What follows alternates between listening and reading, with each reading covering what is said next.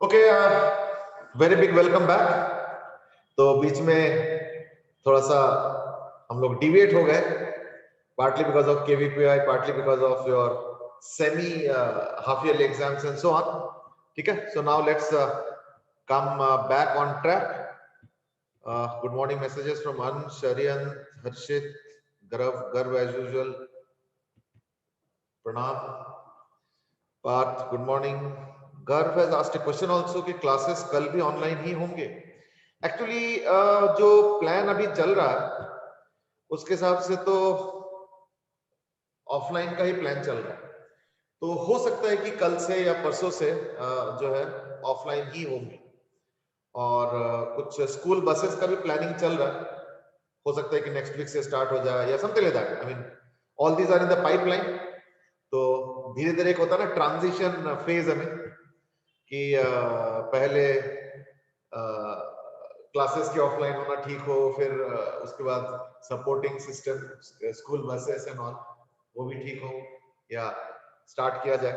तो all these things are in the pipeline. So let's hope that things are streamlined and started as early as possible. ठीक है, ध्रुव has asked कि offline नहीं होगी क्या? हाँ, ऑफलाइन का ही प्लान चल रहा है बेटे। Ariyanta said yes sir, online offline ठीक है। That तो everybody agrees. Obviously online is a far inferior substitute of offline, that I understand, but then कई बार मजबूरी होता है। लेकिन अब तो वैक्सीन लगने लगे, तो लेट्स होप कि थिंग्स आर स्टेबलाइज्ड। ठीक है, ओ Jasraj in the pipeline. And Dev has asked कि आज सारे क्लासेस सारी टीचर्स की होंगी ऑनलाइन। शायद सारे नहीं होंगे, आज हो सकता है कि दो ही हो, फिजिक्स और chemistry. This what I know. I mean क्योंकि देखो फिजिक्स वाला तो काफी लेट ही स्टार्ट हो रहा है ना। चलो anyway, I think let's now get into the mould of our studies. पहले हम लोग जहां पे लास्ट छोड़े थे, that was various aspects of heat and all, thermometry, calorimetry, है ना, heat transfer, conduction, convection, radiation, Newton's law of cooling वगैरह वगैरह। तो हमने ये सारी चीजें, तमाम चीजें डिस्कस किए थे during our heat transfer topic. आज हम लोग थर्मोडायनेमिक्स और काइनेटिक थ्योरी के ऊपर डिस्कस करेंगे। So our topic today is on thermodynamics.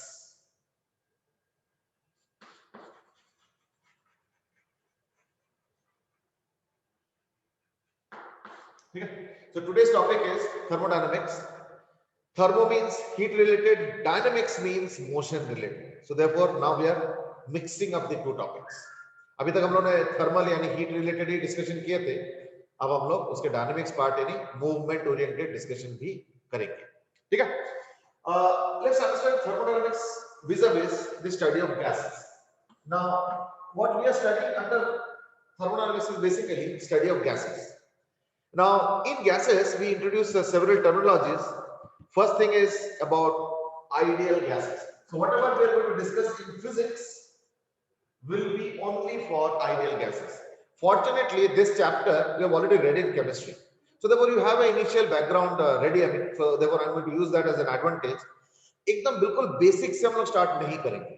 क्यों? कि देखो what is an ideal gas, उसमें कोलिजन इलास्टिक होते हैं, मॉलिक्यूल का साइज बहुत छोटा होता है ना, मॉलिक्यूल का स्पेस बहुत लार्ज होता है। These are things that you already read. I'm not going to repeat them too much.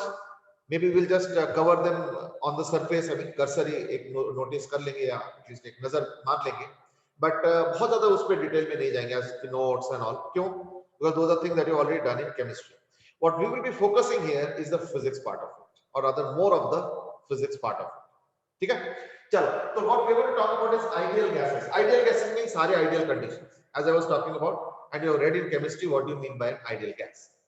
इसको मैथमेटिकली अगर मैं समराइज करूं कि आइडियल गैस क्या होता है, तो the answer is ideal gas वो होता है जो कि इस लॉ को बिल्कुल परफेक्ट फॉलो करता हो।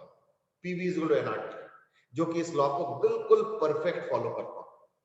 ठीक है, अच्छा इसमें भी डिटेल बताने की जरूरत नहीं, already know that P is pressure, V is volume, N is number of moles, R is universal gas constant in 8.314 and T is temperature in Kelvin. So those are things that you already know.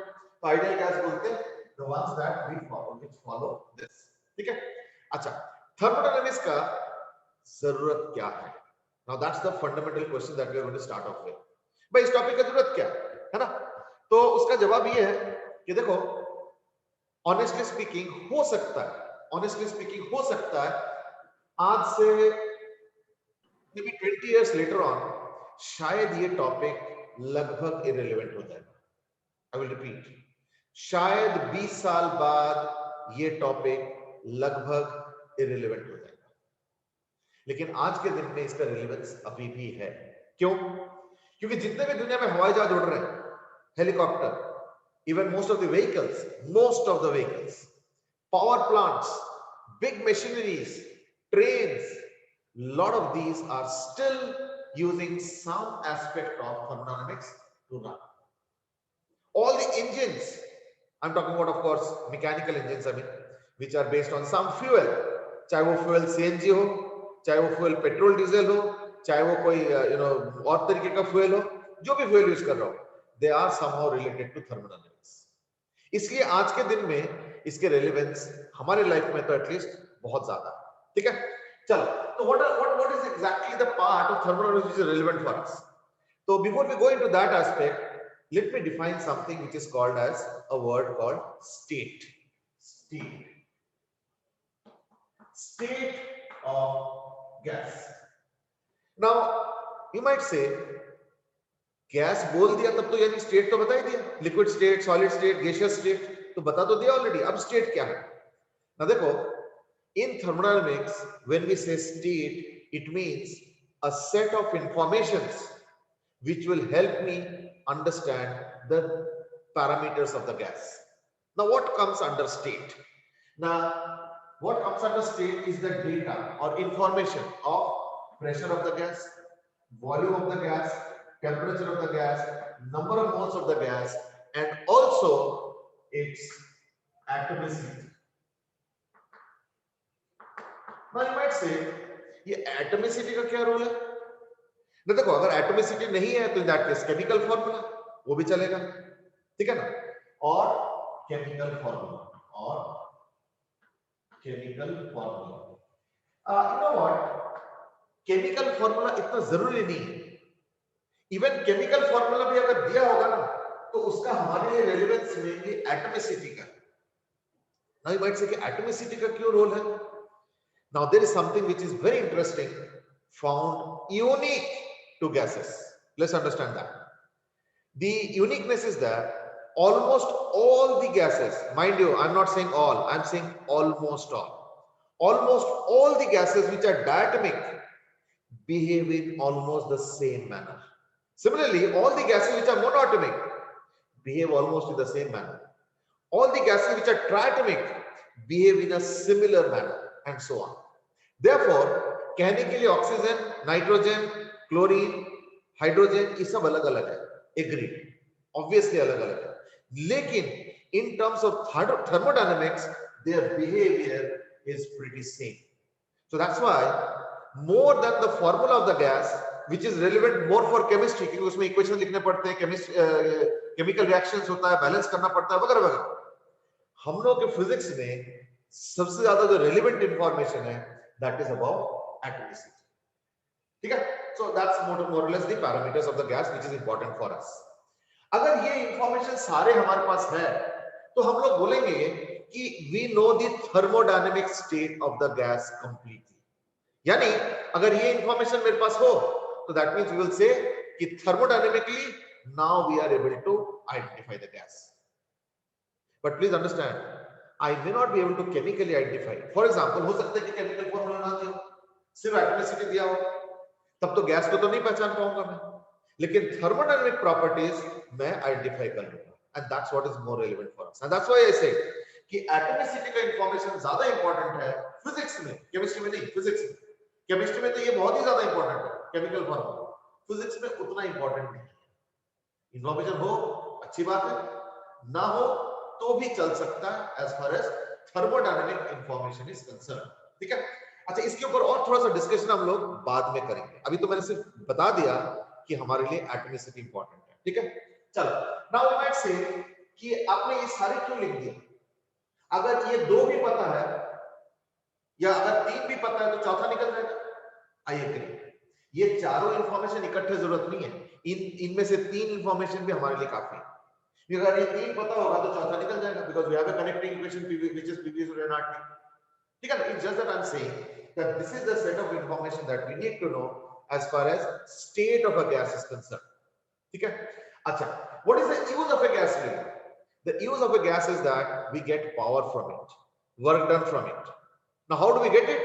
What we do is that we take the gas from one state to another state. I will repeat, one state to another state.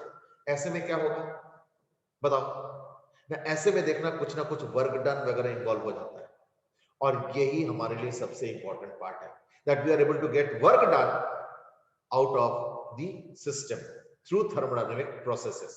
Now we are coming to the second important word, and that is process. Process is the way, the method, or the way of changing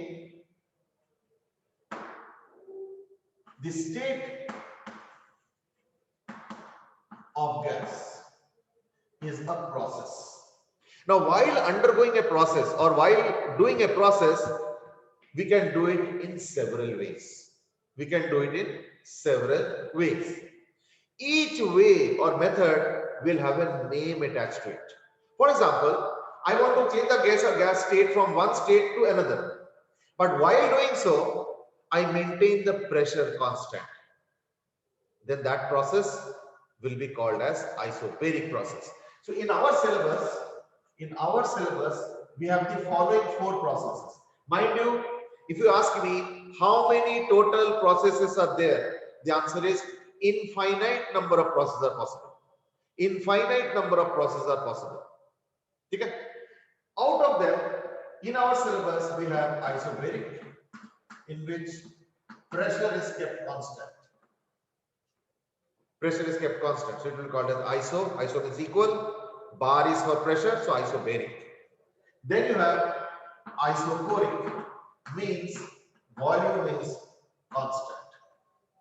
Then you have isothermal, in which temperature is constant. And then you have adiabatic. Adiabatic is where amount of heat is kept constant. कई बार इनको short में एक और तरीके से लिखा जाता है, that is delta P is equal to 0, delta V is equal to 0, delta T is equal to 0, and here delta Q is equal to 0. तो ये होता तरीका इन सी चीजों को करने के लिए, isobaric, isochoric, isothermal, adiabatic. However, I will repeat, there are infinite number of processes that are possible, out of which in our syllabus we are going to study in details about these. Sir हाँ जी sir, पिछले 2 minute का repeat कर दो, एक बार disconnect हो गया था मैं। किया नहीं है, मैं जस्ट एक वन लाइन में रिपीट कर देता हूं। इज दैट अगर एक गैस को मैं एक स्टेट से दूसरे स्टेट ले जाता हूं तो चेंज कर रहा हूं कुछ ना कुछ, तो चेंज करते हुए जो प्रोसेस होता है, जो मेथड होता है, that is called as process. अब चेंज करने के दौरान, मतलब गैस को एक स्टेट से दूसरे स्टेट ले जाने के दौरान, अगर मैं प्रेशर को कांस्टेंट रखता हूं तो आइसोबैरिक, वॉल्यूम को कांस्टेंट रखता हूं तो आइसोकोरिक, टेंपरेचर को कांस्टेंट रखता हूं तो आइसोथर्मल, और अमाउंट ऑफ हीट को कांस्टेंट रखता हूं तो adiabatic. This is what we have read in brief. ठीक है, however now just by saying isobaric is not sufficient. Now there are some practical aspects, that is what I want to focus on. Practical aspect. Now what is the practical aspect? देखो, मैं suppose तुमको एक instruction देता हूं, या तुम suppose मुझे suggest करते हो कि एक आइसोबैरिक प्रोसेस करके दिखाओ, तो हम कैसे करें? हमारे इंस्ट्रक्शन तो गैस फॉलो नहीं करेगा। यानी अगर तुम चाहते हो कि गैस आइसोबैरिक प्रोसेस के थ्रू अपना स्टेट चेंज करे, in that case we have to maintain certain practical aspects. Now that's what we are going to discuss first today, and then we will move on to the actual discussion. Practical aspect क्या है कि देखो, सबसे पहले तो isobaric करने का तरीका समझो। Take a container, take a piston, keep a fixed load.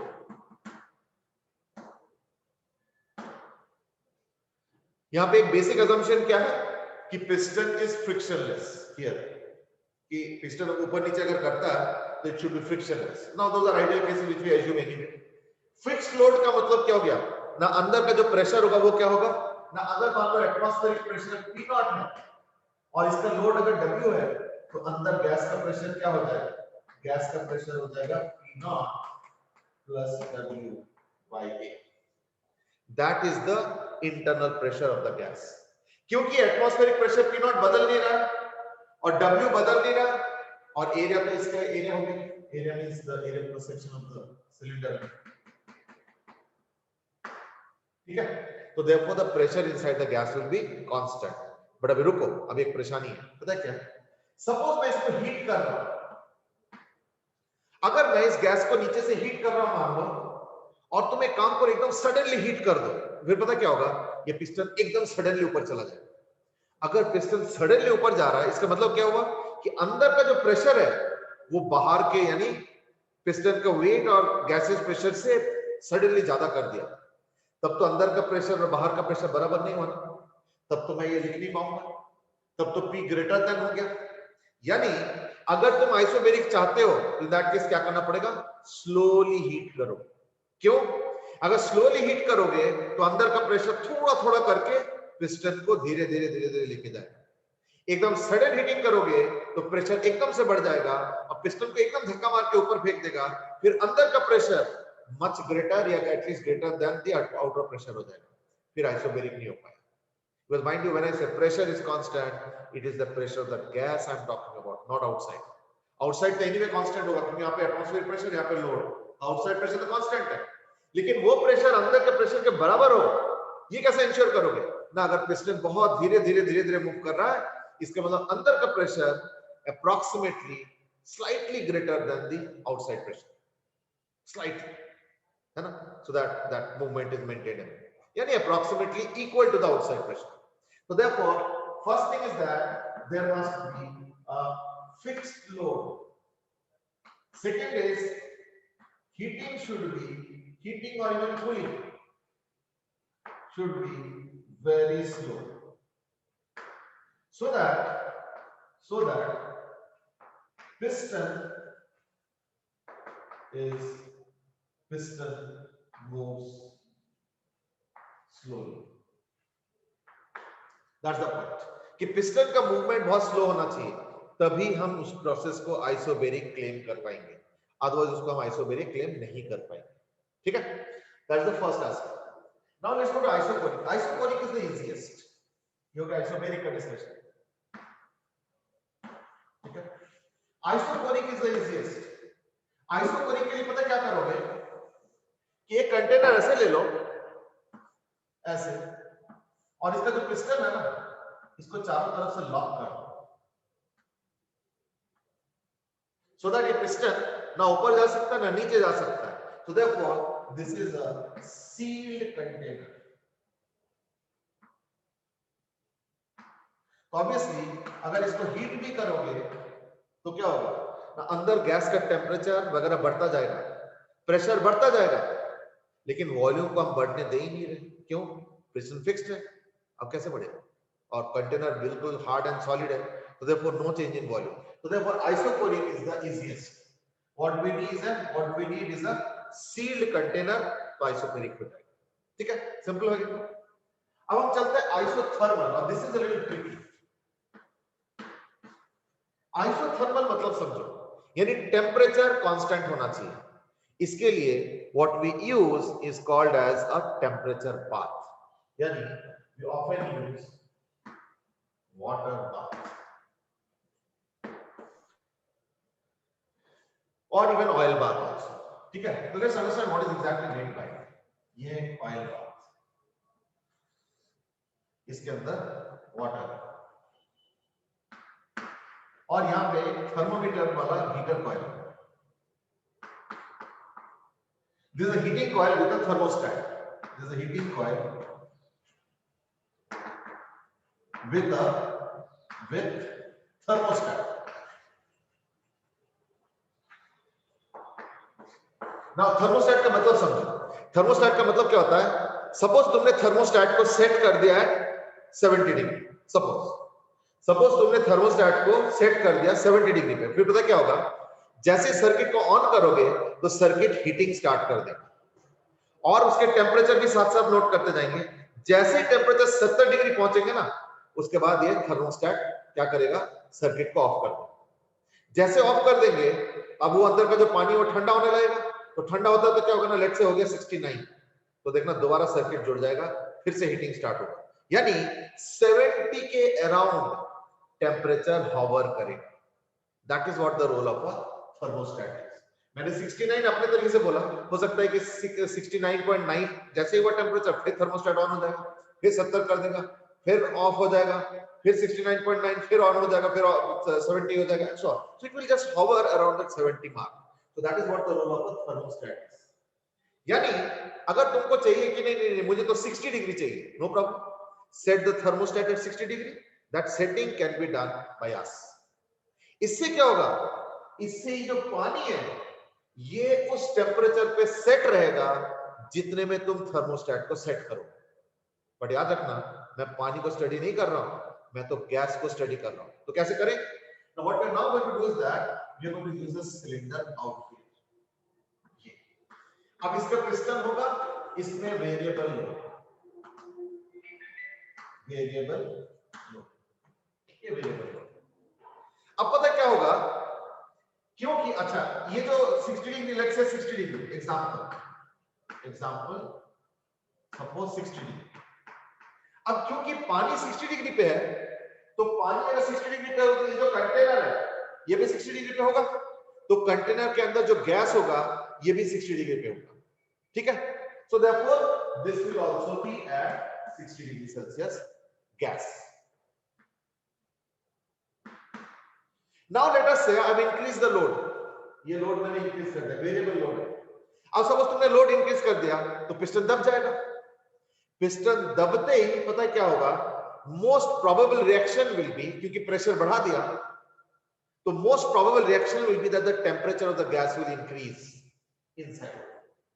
Late us से टेम्परेचर बढ़ के हो गया 61 डिग्री सेल्सियस, लेट्स से, मैं एक प्रोबेबल रिस्पांस की बात कर रहा हूं। 59 डिग्री सेल्सियस होगा तो भी डिस्कशन वैलिड है, मैं तो एक एग्जांपल बता रहा हूं कि लेट अस से तुमने कुछ चेंज किया, प्रेशर वेशर कुछ भी चेंज किया, जिसके चक्कर में अंदर गैस का टेम्परेचर 61 डिग्री हो गया। जैसे अंदर 61 होगा, बाहर तो 60 पे मेंटेन है, अंदर का गैस का टेम्परेचर 61 हो गया, बाहर 60 पे मेंटेन है, तो क्या होगा, हीट बाहर चला जाएगा। अगर उल्टा हुआ, लेट अस से मैंने कुछ ऐसे चेंज किया कि अंदर का गैस का टेम्परेचर हो गया 59 डिग्री सेल्सियस, बाहर का तो 60 पे मेंटेन है, ये तो वाटर 60 पे मेंटेन है, तो क्या होगा, हीट अंदर आना शुरू हो जाएगा। सो दैट अगर अंदर का टेम्परेचर 59 हो गया तो बाहर से हीट आना शुरू हो जाएगा और ये वापस 60 पे आ जाएगा। और अगर अंदर का टेम्परेचर 61 हो गया तो हीट बाहर जाना शुरू करेगा, तो अंदर का टेम्परेचर वापस 60 हो जाएगा। यानी फिर से वही होगा क्या, that the temperature will hover around that 60 degree Celsius of the gas। अब तुम लोड बढ़ाते जाओ, पिस्टन दबता जाएगा दबता जाएगा दबता जाएगा, लेकिन temperature of the gas will remain around that 60 degree mark. थोड़ा वो चलता है ऊपर नीचे, 60 60.5 है ना, वो तो चलता है, that is okay, that is fine. But other than that temperature will approximately remain constant. So therefore temperature approximately remains constant। अब इसमें देखो दो चीजें और है। नंबर वन इज दैट हम क्या चाहते हैं, हम ये चाहते हैं कि बाहर का टेम्परेचर अगर मैं 60 पे मेंटेन करूं तो थोड़ी देर बाद अंदर का टेम्परेचर 60 हो जाएगा, और अब मैं अगर प्रेशर को बढ़ाना घटाना कुछ भी करता हूं तो अंदर का टेम्परेचर बढ़ना या घटना कुछ ना कुछ रिस्पॉन्स में होगा। लेकिन बाहर का टेम्परेचर क्योंकि फिक्स्ड है, तो हीट बाहर या अंदर आके अंदर का टेम्परेचर भी अप्रोक्सीमेटली 60 पे मेंटेन करेंगे। This what I want. इसके लिए दो तीन चीजें चाहिए। Number one is that this container must allow easy passage of heat, होना चाहिए ना। तो therefore number one requirement is that container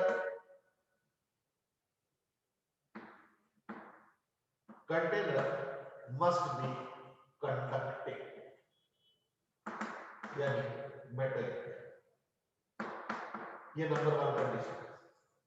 number 2, देखो अगर तुम प्रेशर एकदम से बढ़ा दोगे तो टेम्परेचर 60 से पता चले एकदम 80 हो गया, या हो सकता है 60 से एकदम 40 हो गया, तब तो बहुत ज्यादा टाइम लग जाएगा ना। 80 और 60, अब यहां से 80 से हीट निकलेगा तो वो तो बहुत टाइम लगा देगा 60 होने में, तो फिर तो मैं उसको आइसोथर्मल नहीं कह पाऊंगा।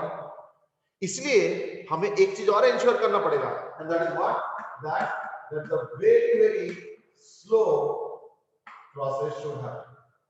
यार देखो चीज को समझो, मैंने इंस्ट्रक्शन दे दिया कि भाई आइसोथर्मल करो, is not something that is going to happen automatically. Isothermal करने के लिए तुमको 2-3 चीजें करना पड़ेगा। Number 1 is water bath with thermostat maintain करना पड़ेगा।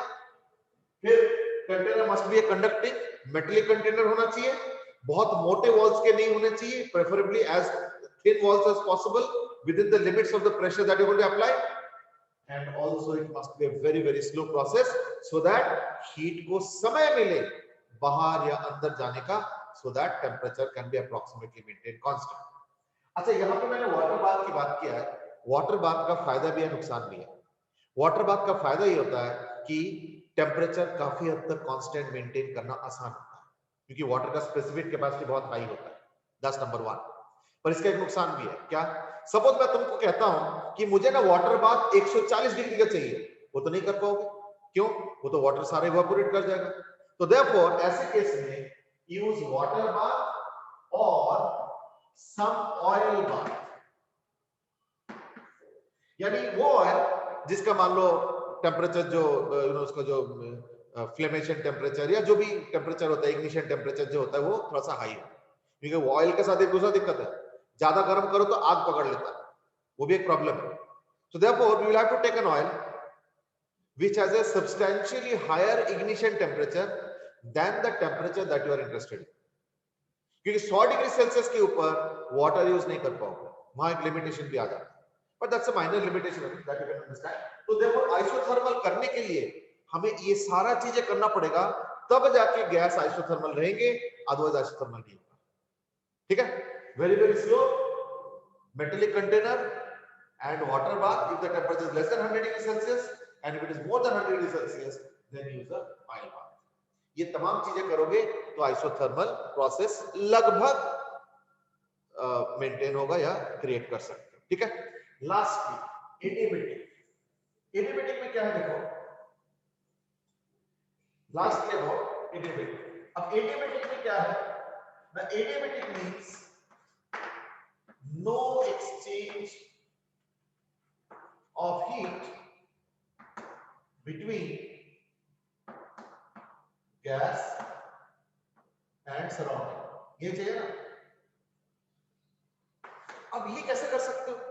मान लो बाहर कुछ भी टेम्परेचर है और अंदर अलग टेम्परेचर है, गैस का तो टेम्परेचर हमारे हाथ में है नहीं, वो तो जैसे जैसे प्रेशर को चेंज करोगे तो अंदर का टेम्परेचर बदलेगा। तो ऐसे केस में तुम कैसे इंश्योर करोगे कि हीट ना बाहर जाए और अंदर आए? खुद सोच कर देखो जरा ना, कॉन्ट्रास्ट करके, मतलब आइसोथर्मल में हमें मेटेलिक कंटेनर चाहिए था सो दैट हीट आराम से बाहर या अंदर हो जाए, अब प्रोसेस उल्टा हो गया। Here we need an insulating container, we need an insulating container. देखो अच्छे से, यहां पे आप हम लोग को इंसुलेटिंग कंटेनर चाहिए सो दैट हीट ना आराम से अंदर जाए, सॉरी बाहर जाए, और ना ही आराम से अंदर आए। हम चाहते ही नहीं कि हीट फ्लो, बट वही बात है कि there is no perfect insulator, इसलिए थोड़ा बहुत तो हीट फ्लो होगा, but that will be extremely minor. That's point number 1। Point number 2 is that heat flow का मौका ही मत दो। जैसे हम तो यहाँ पे चाहते हैं कि हीट फ्लो होके किसी तरीके से टेम्परेचर मेंटेन हो इस केस में, यहाँ पे हम चाहते हैं कि हीट फ्लो ना हो, तो क्या तरीका है कि हीट फ्लो का मौका ही मत दो, यानी प्रोसेस को एकदम से कर दो, एकदम से कर दो, so that you don't even give time for heat to flow outside inside. एक तो मेटेलिक नॉन कंडक्टर है, सॉरी मेटेलिक बता रहा हूं, कंटेनर नॉन कंडक्टर है, ऊपर से प्रोसेस को कर दो very fast. So the second aspect is that the process should be done very fast। अगर ऐसे करोगे, in that case the process will be approximately an adiabatic। but by now you must have realized one thing, is that दुनिया में कोई भी process perfect नहीं होता है। आइसोबेरिक में भी देखा होगा कि जैसे जैसे पिस्टन उठता है तो अंदर का प्रेशर थोड़ा सा ज्यादा रहता है बाहर के प्रेशर से। आइसोकोरिक में देखा होगा कि हमने कंटेनर तो सील कर दिया बट कंटेनर रिजिड तो होता नहीं है। जैसे गैस का प्रेशर बढ़ेगा तो कंटेनर क्या होगा, ऐसे से ऐसे हो जाता है, देखा होगा थोड़ा बेंड कर जाता है। तो there is nothing perfect, but yes practically isothermal, adiabatic, isochoric, isobaric कहने के लिए तुमको ये कंडीशन सेटिस्फाई करने पड़ेंगे, तब जाके प्रोसेसेस लगभग अप्रॉक्सीमेटली वही होंगे जो हम थ्योरेटिकली कह रहे हैं। ठीक है, चलो, so those were the practical aspect of how to do each of the processes, namely isothermal, isoporic, adiabatic and isobaric. ठीक है, अब हम बात करेंगे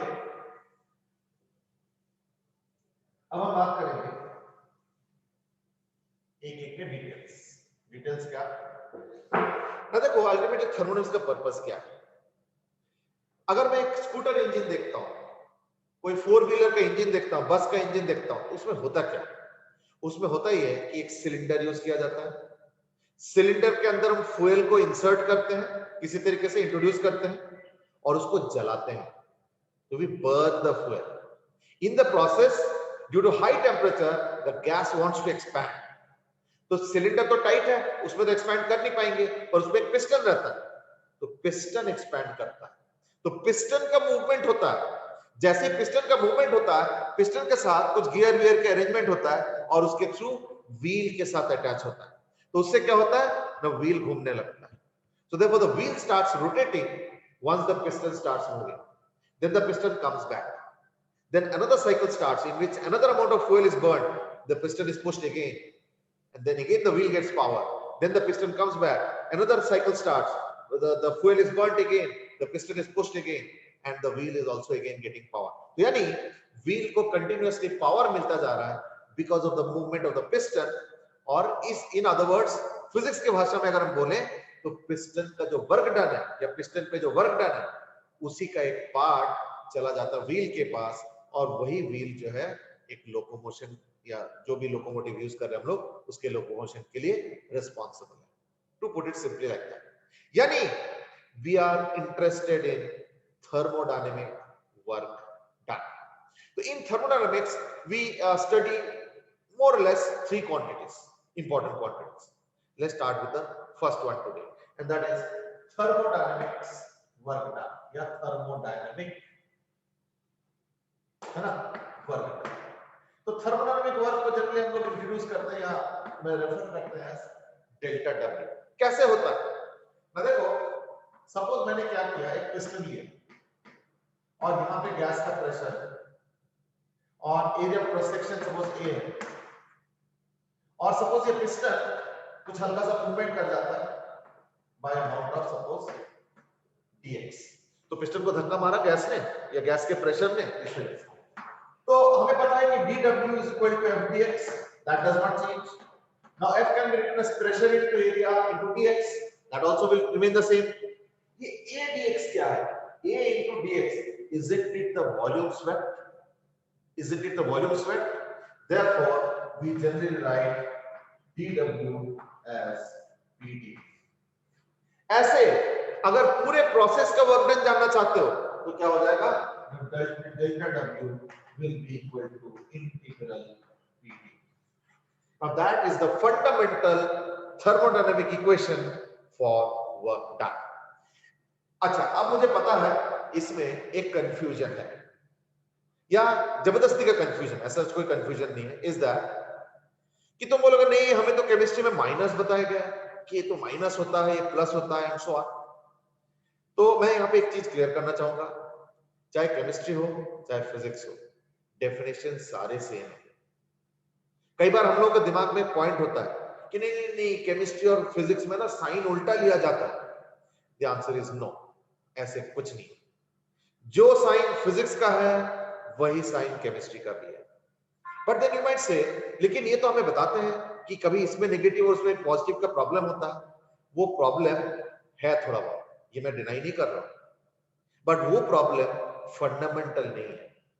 वो प्रॉब्लम फंडामेंटल नहीं है, वो सुपरफिशियल लेवल पे एक छोटा सा प्रॉब्लम है।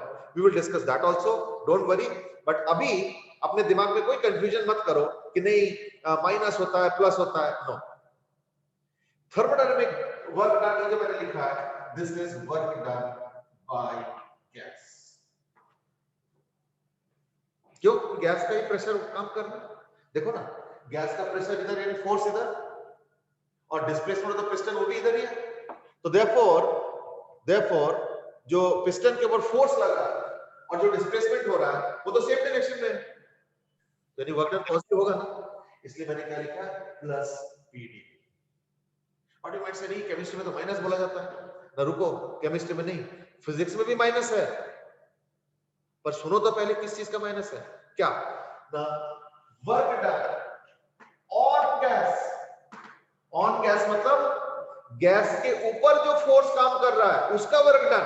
तो गैस के ऊपर क्या फोर्स काम कर रहा है? ये बाहर का प्रेशर। और थर्मोडायनामिक्स में एक assumption है, and that is called as quasi static work done। मतलब बाहर का प्रेशर और अंदर का प्रेशर बराबर होते हुए चल रहा है, इक्विलिब्रियम मेंटेन होते हुए चल रहा है। तो यानी एक assumption क्या है ना, this is called as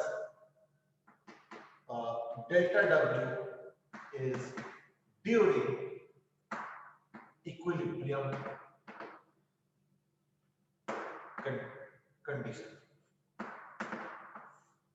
इसको हम लोग कहते हैं reversible work done. This also called reversible work done. यानी हम मेंटेन करते हुए चल रहे हैं, या हम एज्यूम ही कर रहे हैं कि पिस्टन का प्रेशर जो गैस पे लग रहा है और जो गैस का प्रेशर पिस्टन पे लग रहा है, ये दोनों इक्विलिब्रियम कंडीशन में। देन यू माइट से, अरे पिस्टन तो बाहर जा रहा है, पिस्टन बाहर जा रहा है, पर उसमें क्या दिक्कत है?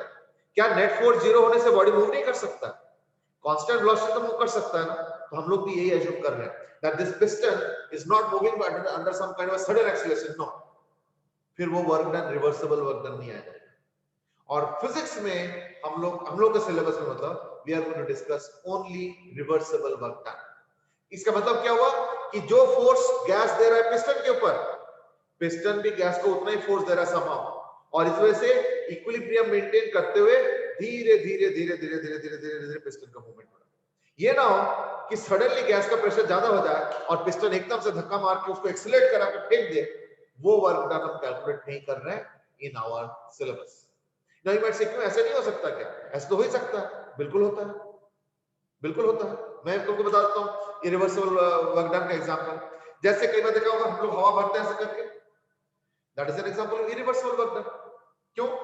खुद सोचो ना, पिस्टन को स्टार्ट करते हैं, सडनली रोक देते हैं, फिर सडनली उठाते हैं, सडनली रोक देते हैं। अब ये कोई कांस्टेंट वेलोसिटी का एग्जांपल थोड़ी हुआ।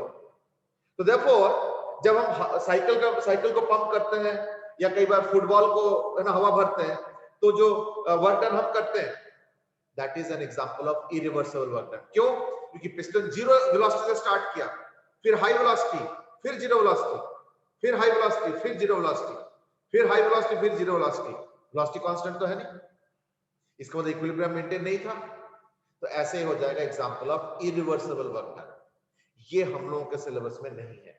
हम लोग का सिलेबस में क्या है कि सपोज तुम पंप लेते हो और धीरे धीरे उसको पंप कर रहे हो, ऐसे ऐसे।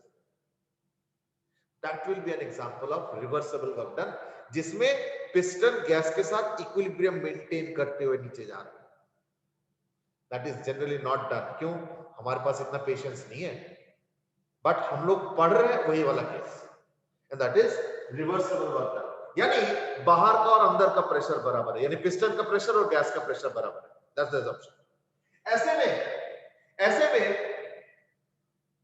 गैस का प्रेशर का डायरेक्शन और प्रेशर मींस फोर्स का डायरेक्शन, और अगर पिस्टन का मूवमेंट का डायरेक्शन सेम होता है तो वर्क डन पॉजिटिव। तो इसलिए वर्क डन बाय गैस क्या होता है? PDV.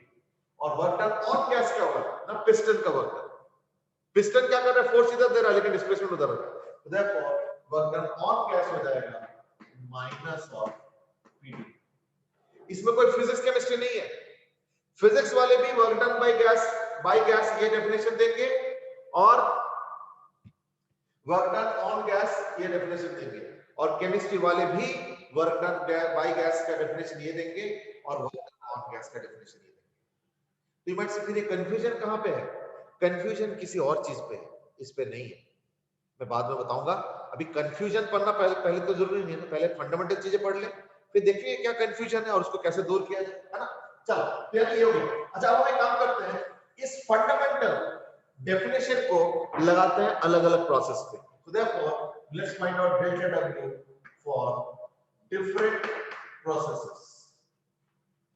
Number one, isochloric. Isochloric में क्या होता है? डेल्टा V 0, यानी डेल्टा W क्या होगा? 0, नो वर्क डन। यानी आइसोकोरिक में अगर तुम हीटिंग कर रहे हो ना, अपना ही फ्यूल बर्बाद कर रहे हो, कोई वर्क डन नहीं है। इमर से तो आइसोकोरिक कभी होगा ही नहीं। वो एक अलग बात है कि आइसोकोरिक का हम लोग यूज नहीं करते, that is a different aspect, but it's a part of the process, तो डिस्कस तो करेंगे ना, तो ये चीज। तो देयरफॉर आइसोकोरिक में there is no work done. Now let's move on to isobaric. Isobaric में क्या होगा ना, इंटीग्रेशन P dV, पर आइसोबेरिक में प्रेशर कांस्टेंट है, तो क्या होगा? Therefore delta W is equal to P into integration dV V1 से V2 is equal to P into V2 minus V1 can also be written as what? PV तो nRT होता है, I can also write it as nR T2 minus T1। तो क्योंकि V2 minus V1 को हम delta V लिख सकते हैं, T2 minus T1 को डेल्टा T लिख सकते हैं, तो we also often write it as P delta V और we also often write it as nR delta T। ये सारे फॉर्मूला, यानी ये भी फॉर्मूला हो गया, ये भी फॉर्मूला हो गया, ये भी फॉर्मूला हो गया और ये भी फॉर्मूला हो गया। अब जिस क्वेश्चन में जैसे फिगर गिवन होगा, डेटा गिवन होगा, उस हिसाब से हम अपना चूज कर लेंगे। So that's your work done in isobaric process. Now let's go to work done in isothermal process. Third,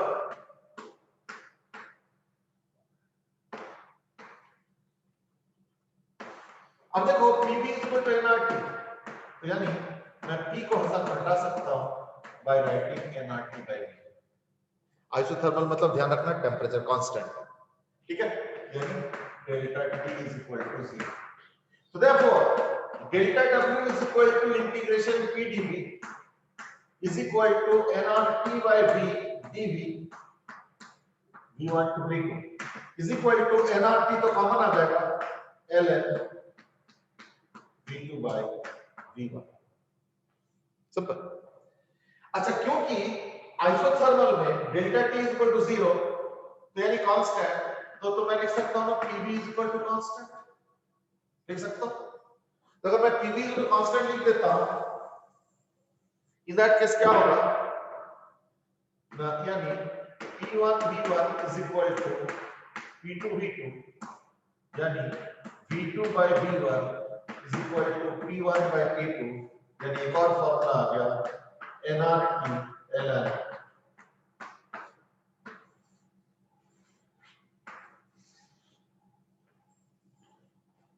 ठीक है। See, these are straightforward things, I mean, and most of the things you have done already, तो मैं इसलिए quick revision करा रहा हूं, ठीक है। अच्छा कई बार क्या होता है कि क्योंकि लॉग टेबल जो है ना, कई बार जैसे कुछ पेपर्स में लॉग टेबल का, तो लॉग टेबल जनरली 10 का बेस अवेलेबल होता है, ई का बेस थोड़ा कम अवेलेबल हो पाता है, इसलिए कई बार इसको ln के जगह हम लिख देते हैं squares 2.303 nRT log 10 base V2 by V1, same here 2.303 nRT log 10 base V1 by V1, देखो ठीक है। तो these are the formulae related to work done in isothermal। अब जैसे डेटा वैसे ट्रीटमेंट, अगर ln वाला टेबल अवेलेबल है तब तो हम इन दोनों में से यूज कर लेंगे, प्रेशर वॉल्यूम जो भी पता होगा उस हिसाब से, और अगर log 10 बेस का टेबल अवेलेबल है, ln का अवेलेबल नहीं है, in that case we can use this। वो ln को एक्चुअली 10 बेस में कन्वर्ट करने के लिए या तो 2.303 से मल्टीप्लाई करना पड़ता है और नहीं तो डिवाइड करना पड़ता है, डिपेंडिंग ऑन कि तुम ln को log में कन्वर्ट कर रहे हो या log को ln में कन्वर्ट कर रहे हो। तो ln को log में कन्वर्ट करने के लिए the factor that you are supposed to use is 2.303, and I'm sure most of you would be knowing it already। अब आ जाओ last, and that is adiabatic process. अब एडियाबेटिक प्रोसेस में एक प्रॉब्लम है कि एडियाबेटिक प्रोसेस के बारे में हमारा नॉलेज अभी बहुत कम है। I mean, fortunately, maybe you have already read it in chemistry, I'm sure, but मैं उस assumption पे नहीं जा रहा। मैं ये assume कर रहा हूं कि तुम पहली बार एडियाबेटिक प्रोसेस के बारे में जानते हो। तो एडियाबेटिक प्रोसेस में क्या होता है? एडियाबेटिक प्रोसेस में क्या होता है?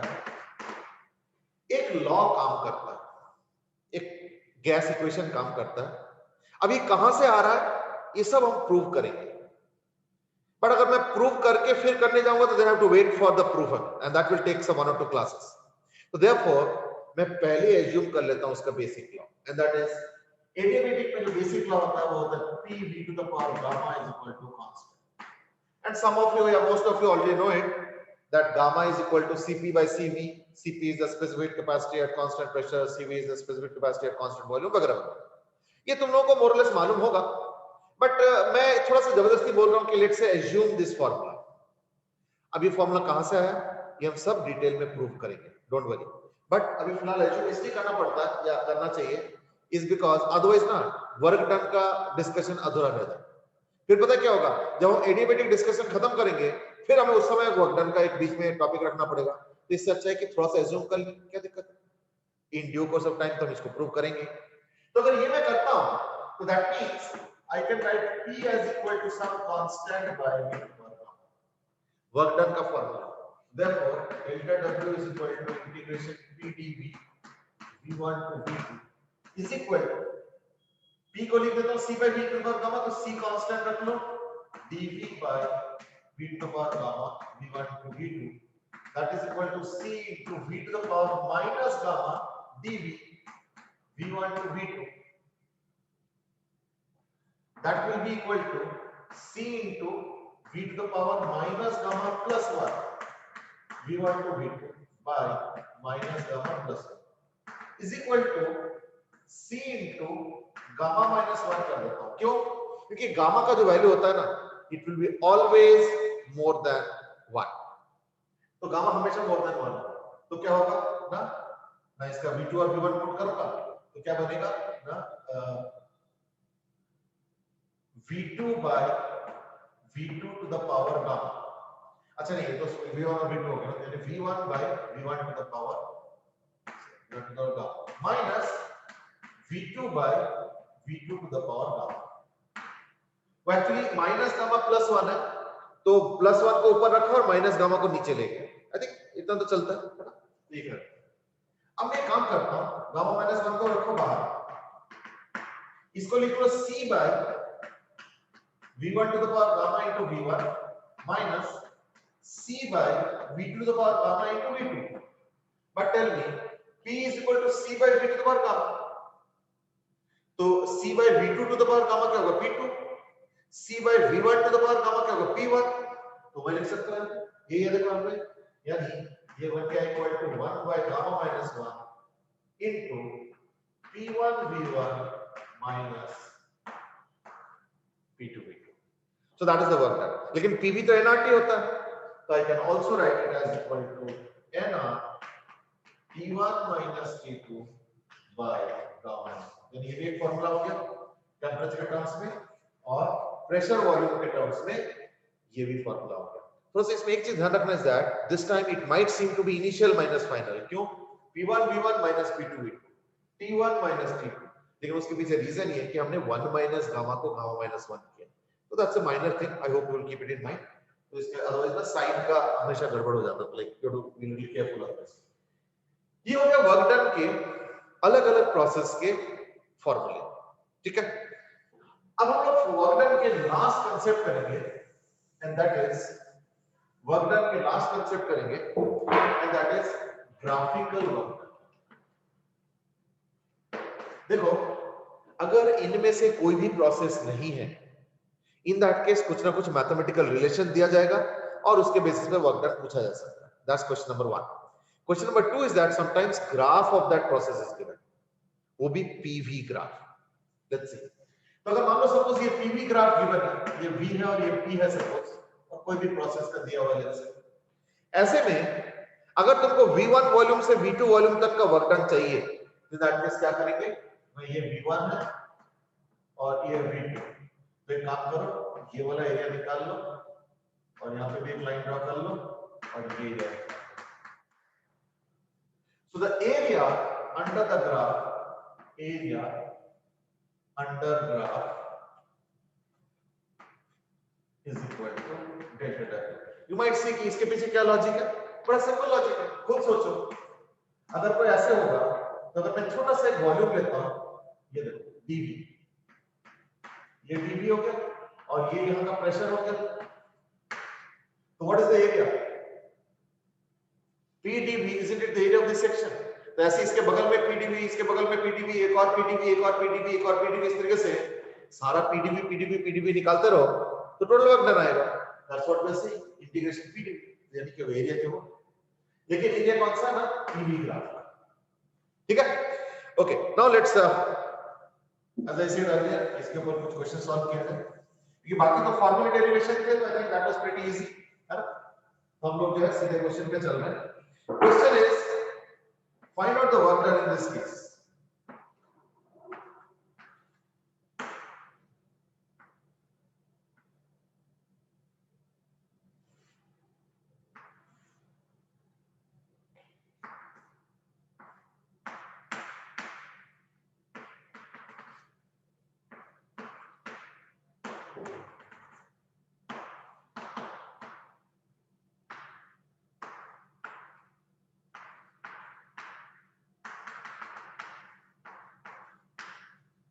ये 1 है,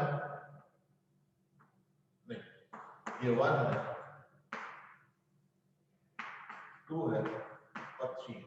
find delta W on gas. चलो अब स्टार्ट करते हैं। अभी तक मैं बड़ा फास्ट जा रहा था, उसके पीछे रीजन ये था कि that we already read these things in chemistry, तो मैं क्विक रिवीजन करके जाना चाह रहा था। अब हम क्वेश्चन स्टार्ट कर रहे हैं। 1 का ये पॉइंट है, 2 का ये पॉइंट है, 3 का ये पॉइंट है और सारा वैल्यूज दिया हुआ है, प्रेशर कितना है, वॉल्यूम कितना है, you to find out work done on gas. ठीक है, गो अहेड, अब आंसर करो इसका क्विकली। अगर मैं लिस्ट ऑफ आंसर्स देखता हूं तो -25 +25 +16 -16 23, एक 19 भी आया हुआ है और एक 18 भी आया हुआ है। चलो ठीक, okay fine, now let's start. First of all ध्यान रखना, ये प्रेशर ये वॉल्यूम है और एरिया में वॉल्यूम साइड में निकालना, तो दैट मस्ट बी क्लियर। तो यानी फर्स्ट ऑफ ऑल एरिया में इस साइड में निकालना, ठीक है, और ये ठीक है। अब देखो ये जो एरिया है वो कितना होगा ना, half sum of parallel sides, यानी 6p0 और 4p0, तो 6p0 plus 4p0 into distance between the parallel sides which is 7p0 3p0 यानी 4p0 प्लस ये वाला एरिया। अभी फिलहाल एरिया निकाल रहा हूं, बाद में इकट्ठे साइन पुट कर देंगे, तो उसको थोड़ा एनालिसिस करेंगे। तो ये आ गया हमारा हाफ, है ना, 4p0 plus p0, तो 4p0 plus p0 into distance between the two, तो v0 3v0 यानी 2 into, तो ये आ गया कितना ना, 2 10 20 plus 5 p0, so that's equal to 25 p0। ठीक है, अब कुछ लोग ने यहां से निकाला है, अगर बाय चांस आंसर सेम आ जाए तो अलग बात है। कई बार हो जाता है कि ऐसे कुछ डेटा है कि इधर का एरिया निकालो इधर का एरिया निकालो, वो तो बाय चांस सेम आ ही सकता है, बट उससे मतलब ये नहीं कि वो तरीका हो गया। तरीका तो वॉल्यूम वाला एक्सेस का ही है। ये हो गया नंबर 2 इज दैट, देखो अभी मैंने कुछ साइन नहीं पुट किया, let me explain carefully again. अगर एक्सपेंशन हो रहा है, ध्यान रखना इस चीज का, अगर एक्सपेंशन हो रहा है, in that case delta W by gas होगा positive and delta W on gas हो जाएगा नेगेटिव, ध्यान रखना, ठीक है। और अब उल्टा कुछ कहने का जरूरत तो है नहीं, ऑब्वियसली तुम इसको स्वैप कर लोगे, बट फिर भी मैं लिख रहा हूं, एंड दैट इज कि अगर कंप्रेशन हो रहा है अगर कंप्रेशन हो रहा है तो in that case delta W by gas हो जाएगा नेगेटिव एंड डेल्टा डब्ल्यू है ना ऑन गैस हो जाएगा पॉजिटिव। तो पहली बात तो क्या हो रहा है, स्टार्ट यहां से किया यानी कंप्रेशन हो रहा है। So we are actually doing this question and what is the question asking delta W on gas. तो ऑन गैस में क्या होगा प्लस, यानी आंसर क्या होगा प्लस। प्लस को लिखने की जरूरत नहीं बट फिर मैं एम्फसाइज करने के लिए लिखा है plus 25 P naught V naught. ठीक है, तो कई सारे आंसर्स आए, कुछ 18 है ना, -25 -25 सबसे ज्यादा आंसर आया। बट चलो कोई बात नहीं, I am sure by now must have understood. तो इस केस में क्योंकि कंप्रेशन हो रहा है तो कंप्रेशन में delta W by gas negative and delta W on gas positive. Now again I would like to discuss, थोड़ा ध्यान से सुनना, ये कंफ्यूजन फॉरएवर दूर कर लो। सपोज यू माइट से कि अच्छा चलो ठीक है, ये तो ऐसे क्वेश्चन है जो कि केमिस्ट्री में भी आ सकता है, ये तो एक ऐसे क्वेश्चन है जो कि केमिस्ट्री में भी आ सकता है, तो क्या केमिस्ट्री में मुझे उसके उल्टा आंसर देना है, यानी इसको प्लस को माइनस करना है? The answer is no and I already told you chemistry में और फिजिक्स में कहीं कोई अंतर नहीं है। अगर मैं बेसिक डेफिनेशन देखता हूं तो फिजिक्स में भी वही डेफिनेशन है, केमिस्ट्री में वही डेफिनेशन है। तो ये जो मैंने लिखा ये फिजिक्स में भी यही आंसर होगा और केमिस्ट्री में भी यही आंसर होगा। बट देन पर हमने सुना तो है कि केमिस्ट्री में साइन फिजिक्स वाले का उल्टा होता है और एंड सो ऑन। अभी रुको, उस एस्पेक्ट पे भी अभी आया नहीं, मैं उस पे आ रहा हूं।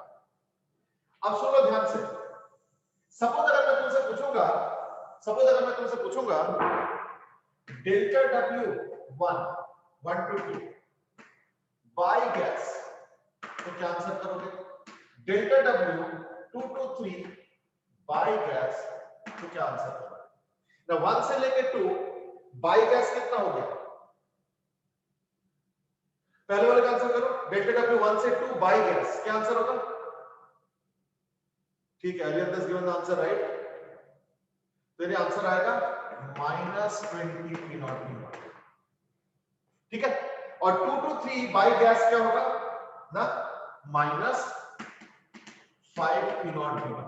Similarly delta W 1 to 2 on gas क्या होगा ना, 20 पी नॉट बी नॉट। ठीक है, और delta W 2 to 3 2 to 3 by gas हो गया, तो ऑन गैस कितना हो गया ना, 5 पी नॉट हो गया। And let me remind you again कि अगर मान लो मैं पूछूंगा भाई बताओ केमिस्ट्री वाले और फिजिक्स वाले क्या करेंगे, द आंसर इज यही आंसर देंगे। ये चारों क्वेश्चंस का आंसर फिजिक्स वाले केमिस्ट्री वाले सेम देंगे। But then you might say फिर ये साइन का कंफ्यूजन क्यों है, तो मैं बता,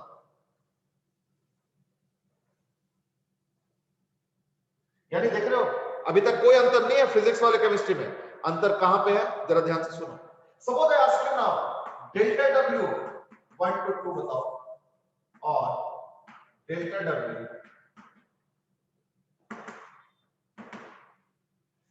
अब बताओ इसका आंसर क्या होगा? इसका आंसर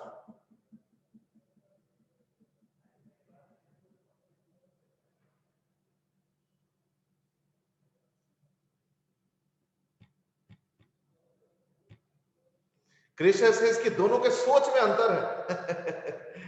ओके चलो ठीक है, आर्यन सेट की मैं तो आंसर दूंगा 20 +20 इसका, और देहा में सेट की अगर फिजिक्स वाले पूछेंगे तो मैं +20 दूंगा, केमिस्ट्री वाले पूछेंगे तो -20 दूंगा।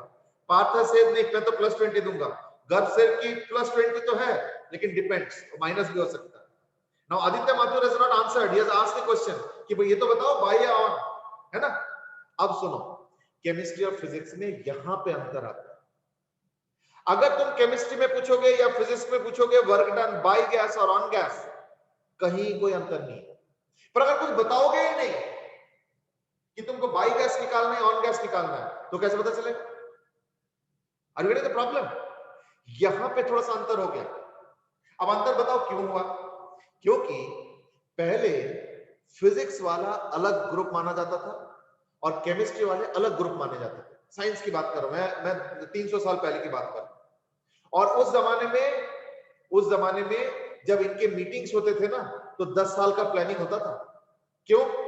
क्योंकि उस समय व्हाट्सएप का जमाना नहीं था, उस समय कुरियर का जमाना था, और वो भी कुरियर पहुंचने में डाकिया का जमाना होता था इंडिया में, और वो भी पहुंचने में महीने लग जाते थे। सपोज इस साल इंग्लैंड ने डिसाइड किया कि हमें ना एक वर्ल्ड कॉन्फ्रेंस वो करना है केमिस्ट्री वाले का।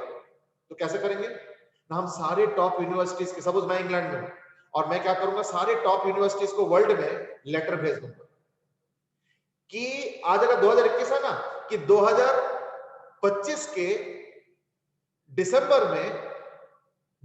में हाँ लेट्स से ईरान में इस यूनिवर्सिटी में एक कॉन्फ्रेंस करते हैं।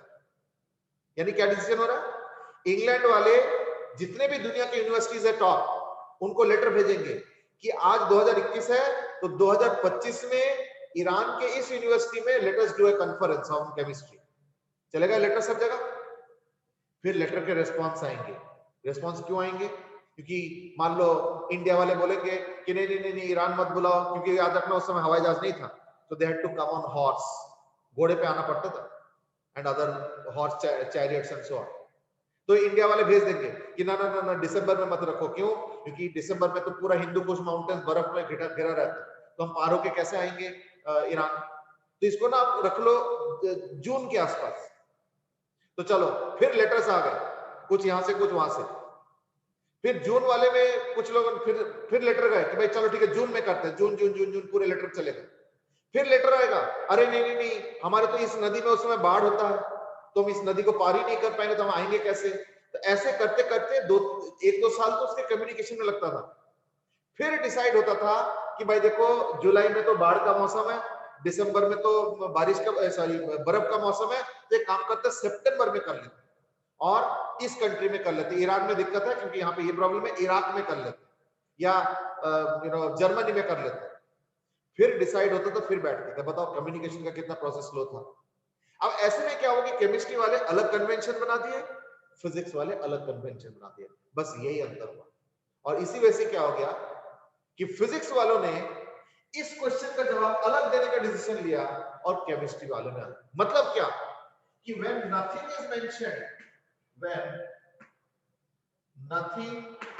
is mentioned, तो क्या होता है ना, फिजिक्स ने क्या किया, chose बायोगैस एज डिफॉल्ट। यानी तो कुछ मेंशन नहीं है कि बायोगैस या ऑन गैस। अब अंतर हो जाएगा, क्यों? अब फिजिक्स वाले बायोगैस को स्टैंडर्ड मानते हैं, तो बायोगैस तो माइनस है, इसलिए अब फिजिक्स का आंसर हो जाएगा -20 P0। समझ रहे हो? फिजिक्स का आंसर हो जाएगा -20 P0 और केमिस्ट्री का आंसर हो जाएगा +20 P0। ये अंतर है।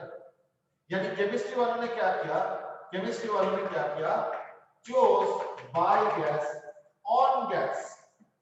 इन्होंने बायोगैस को डिफॉल्ट चूज किया, केमिस्ट्री वालों ने ऑन गैस को एज डिफॉल्ट वर्कर चूज किया। तो यानी इसको ऑन गैस कर दिया, तो 1 to 2 ऑन गैस क्या हो गया में 20, इसकी +20।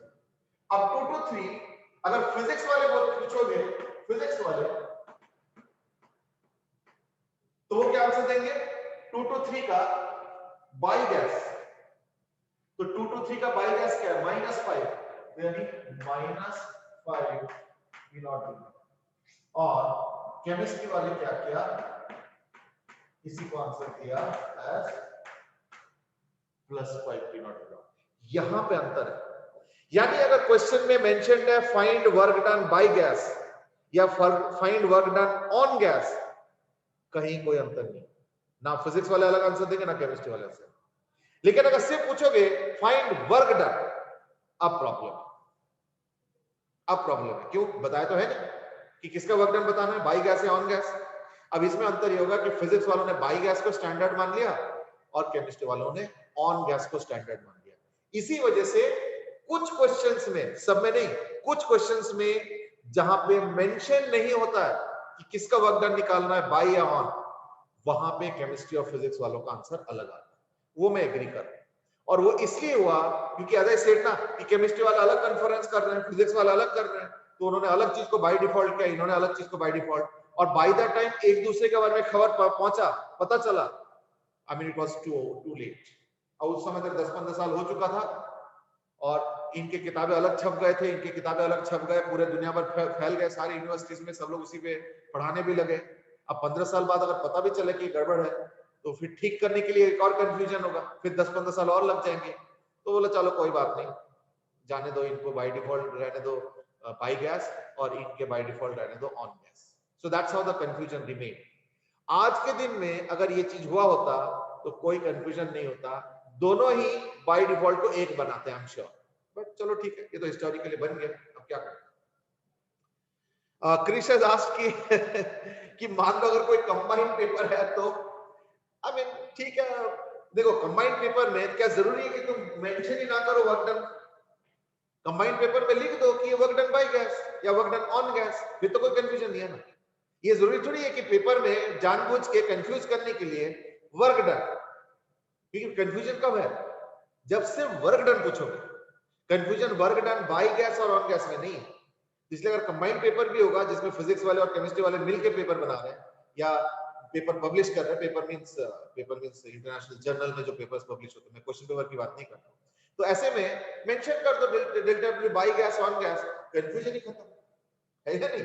तो देयरफॉर ये जो शायद कईयों के दिमाग में रहा होगा कि फिजिक्स वाले अलग आंसर देते हैं और केमिस्ट्री वाले अलग आंसर देते हैं, ये फैक्ट नहीं है। द फैक्ट इज दैट कि अगर कुछ मेंशन ना करो तब अलग आंसर होता है, मेंशन करो कोई फर्क नहीं पड़ता, ठीक है, चाहे फिजिक्स वाले हो चाहे केमिस्ट्री वाले। चलो anyway, that's where we end the discussion for the day. We will continue tomorrow. Just for your notice is that कई सारे नए डेवलपमेंट्स हो रहे हैं, तो हो सकता है कि कल के अगर पेपर होता है फिजिकल एजुकेशन का, भी सब नोटिफिकेशन आ जाएंगे, I am just informing you before hand. अगर कल पेपर होता है तो हो सकता है कि परसों से ऑफलाइन क्लासेस पूरे बैच का स्टार्ट होगा, नंबर 1। और कोशिश चल रहा है कि as early as possible buses start हो, तो हो सकता है कि परसों से या नेक्स्ट वीक से या मे बी वीक 10 डेज बाद जो है बसेस भी स्टार्ट हो जाएंगे। अब वो कब होगा एग्जैक्टली ये सब डिस्कशन चल रहा है, मैं तो जस्ट थोड़ा सा एडवांस नोटिस दे दिया कि ये सब चीजें इन द पाइपलाइन है। तो buses are going to start very soon. Very soon means 2-3 दिन बाद भी हो सकता है, 1 हफ्ते बाद भी हो सकता है, 10 दिन बाद भी हो सकता है। अब ये तो थोड़ा सा डिसीजन है ना, लेने में जो टाइम लग रहा है वो लग रहा है। और बाकी क्लासेस अब ऑफलाइन ही होगा अब धीरे धीरे, ठीक है। तो आई थिंक अगर मान लो कल तुम लोगों का पेपर खत्म हो जाता है फिजिकल एजुकेशन वाला या जो भी पेपर बचता है, तो शायद उसके बाद से ऑफलाइन क्लासेस रेगुलर स्टार्ट हो जाएंगे, ठीक है ना। चलो आज के लिए इतना ही, ठीक है, will continue there, okay fine, thank you sir. Thank you, have a good day. Thank sir you. Computer का भी पेपर है कल? अब जिसका जो पेपर है वो शायद ऐसे कुछ होगा, दिस व्हाट आई नो, बाकी नोटिफिकेशन आज आ जाएगा, तो लाइक वेट फॉर दैट, ठीक है। वो एक्चुअली डिस्कशन चल ही रहा था, तो मैं बीच में उठ के आ गया अपनी क्लास की वजह से, तो मे भी हो सकता है कि अब तक डिसाइड हो भी गया होगा, अभी जाऊंगा तो पता चलेगा। ठीक है ना, चलो ओके, आज के लिए हैव अ गुड डे।